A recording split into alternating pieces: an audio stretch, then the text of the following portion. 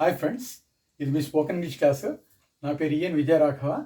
మనం conversation classes practice చేస్తున్నాం. మనము అంటే సంభాషణ ఫ్రెండ్స్తో ఎలా మనం మొదలు పెట్టాలి, మాటలు ఏ విధంగా మనం హ్యావ్తో ఎలా స్టార్ట్ చేయాలి, యామ్తో ఎలా స్టార్ట్ చేయాలి, డూతో ఎలా స్టార్ట్ చేయాలి, డస్తో ఎలా స్టార్ట్ చేయాలి నేర్చుకుంటున్నాం మనము. ఈ చాప్టర్లో ముఖ్యంగా మనకు ఫోకస్ మనం ఇప్పుడు have, shell have, will have, had, వీటిపైన చేస్తున్నాము. ఈ చాప్టర్ను కూడా మీరు బాగా ప్రాక్టీస్ చేసినట్టయితే వాక్యం ఎలా మొదలు పెట్టారనేది మీకు ఈజీగా అర్థమవుతుంది. సులభంగా మీరు పర్ఫెక్ట్గా అయిపోతారు. అందుకని చెప్పేసి మీకు ఈ కన్వర్జేషన్ స్టార్ట్ చేయడం జరిగింది. ఇది ఇద్దరు ఫ్రెండ్స్ మధ్యలో సంభాషణ. ఎవరో ఇద్దరు ఫ్రెండ్స్, స్నేహ మరియు అజయ్. వాళ్ళిద్దరు దేని గురించి అడుగుతున్నారు, టాపిక్ ఏంటి, వాళ్ళిద్దరు దేని గురించి మాట్లాడుతున్నారు అంటే వాళ్ళిద్దరు ఎగ్జామ్ గురించి మాట్లాడుతున్నారు. అంటే ఆమెకి ఎగ్జామ్ ఎప్పుడుంది, తర్వాత అజయ్కి ఈయనకి ఎగ్జామ్ ఎప్పుడుంది, ఎలా ప్రిపేర్ అవుతున్నారు అనేది వాళ్ళు ఇంగ్లీష్లో ఒకరికొకరు తెలుసుకుంటారనమాట. ఈ సందర్భాన్ని, ఈ సంభాషణని మీకు ఇప్పుడు మనం నేర్చుకుంటాం ఈ వీడియోలో. ఓకే, ఫస్ట్ స్నేహ అడుగుతుంది, have you exam today Ajay. Ajay అని అడుగుతుంది, ఈరోజు నీకు ఎగ్జామ్ ఉందా. యూ అంటున్నా కాబట్టి హ్యావ్ వాడాం ఇక్కడ. నెక్స్ట్ అజయ్ ఏమంటాడు, I have no exam today Sneha. ఈరోజు నాకు ఎగ్జామ్ లేదు స్నేహ అని అజయ్ అంటాడు.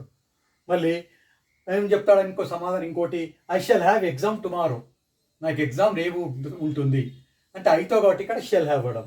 I shall have exam tomorrow. Future కదా, భవిష్యత్తు గురించి షెల్ హ్యావ్ వాడాం. I shall have exam tomorrow.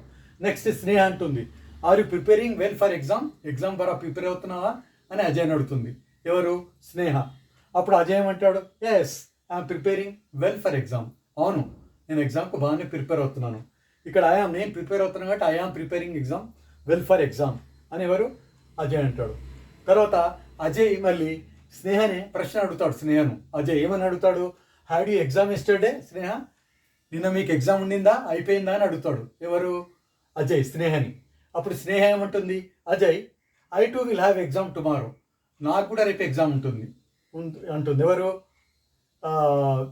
స్నేహ ఉంటుంది, I too shall have exam tomorrow. ఐతో ఏం వాడతాం, shall have. I too shall have exam tomorrow. నాకు కూడా రేపు ఎగ్జామ్ ఉంటుంది అని స్నేహ అంటుంది. అప్పుడు మళ్ళీ అజయ్ ఏమంటాడు, how are you preparing for exam అని అడుగుతాడు అజయ్. ఎవరిని, స్నేహని.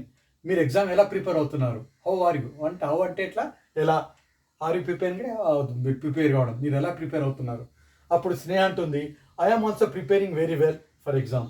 నేను కూడా బాగానే ప్రిపేర్ అవుతున్నాను అని అంటుంది. అని బాయ్ అజయ్ అంటుంది. అప్పుడు అజయ్ కూడా బాయ్ అని అంటాడు. ఇది మన కన్వర్జేషన్ మొత్తము ఇద్దరు ఫ్రెండ్స్ మధ్యలో ఎగ్జామ్ గురించి ఎలా రాస్తున్నాం, ఎప్పుడు ఉంది, ఏంటంటే దాని గురించి ఇద్దరు ఎలా ప్రిపేర్ అవుతాం దాని గురించి టాపిక్ మనం చదువుకున్నాము. ఇలా మీరు ప్రాక్టీస్ ఒక్కొక్కటి ఇవన్నీ మొత్తం కంప్లీట్గా 15 వర్డ్స్ ఉంటాయి మనకు.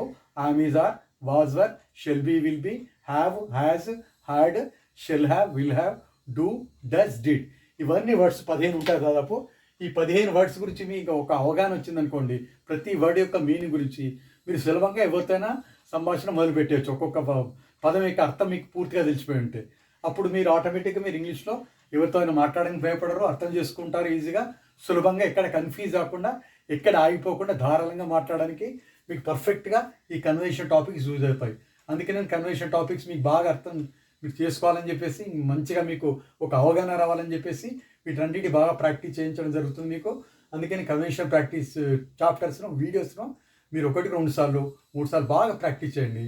చేసి ఏమైనా డౌట్స్ ఉంటే మీరు కామెంట్ బాక్స్లో తెలియజేయండి. ఒకవేళ మీ డౌట్స్ ఉంటే నేను మీ డౌట్స్ క్లియర్ చేస్తాను. I wish you all the best. Thank you.